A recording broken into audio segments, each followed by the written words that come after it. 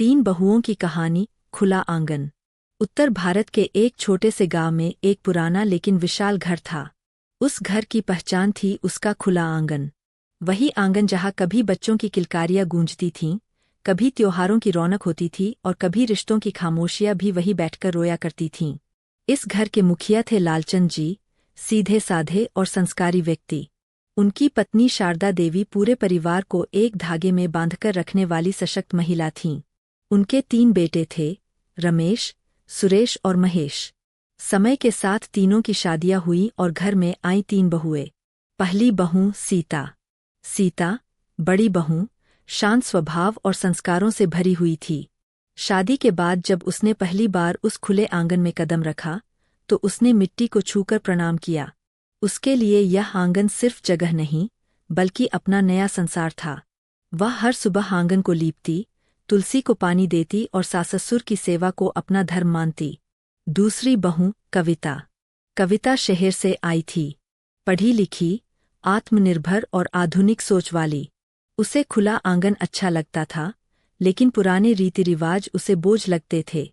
वह घर की जिम्मेदारियां निभाती तो थी, पर दिल से नहीं, बस एक कर्तव्य समझकर। तीसरी बहू राधा। राधा सबसे छोटी बहू थी, चंचल, मीठी बोली वाली, लेकिन स्वार्थी। वह हर बात में अपना फायदा देखती। सास के सामने सरल बनती, लेकिन पीठ पीछे गलतफहमियां फैलाना उसकी आदत थी।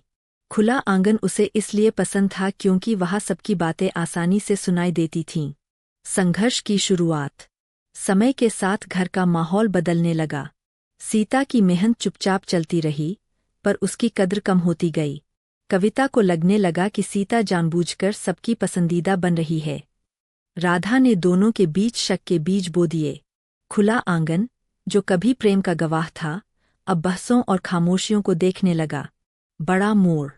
एक दिन शारदा देवी अचानक गंभीर रूप से बीमार पड़ गईं। पूरा घर हिल गया। सीता दिन रात उनकी सेवा में लगी रही। कविता काम और घर के बीच उलझी रही। राधा बहाने बनाकर जिम्मेदारी से बचती रही। एक रात शारदा देवी ने तीनों बहुओं को उसी खुले आंगन में बुलाया। कमजोर आवाज में बोलीं, ये आंगन मैंने रिश्तों को जोड़ने के लिए छोड़ा था, तोड़ने के लिए नहीं। फिर उन्होंने सच्चाई सामने रख दी। सीता की निस्वार्थ सेवा, कविता की दूरी और राधा की चालाकी, सब कुछ। राधा की आंखें झुक गईं, कविता की आंखें भर आईं। परिवर्तन। अगले दिन से घर बदलने लगा। कविता ने सीता से दिल से बात की और माफी मांगी। राधा ने अपनी गलती स्वीकार की। तीनों बहुएं पहली बार साथ बैठकर उसी आंगन में खाना बनाने लगीं। हंसी वापस लौट आई। आंगन फिर से खुल गया। अंत और सीख। कुछ महीनों बाद शारदा देवी स्वस्थ हो गईं। एक शाम। अगर यह कहानी आपके दिल को छू गई हो, तो कृपया लाइक करें और ऐसी ही कहानियों के लिए हमारे चैनल को सब्सक्राइब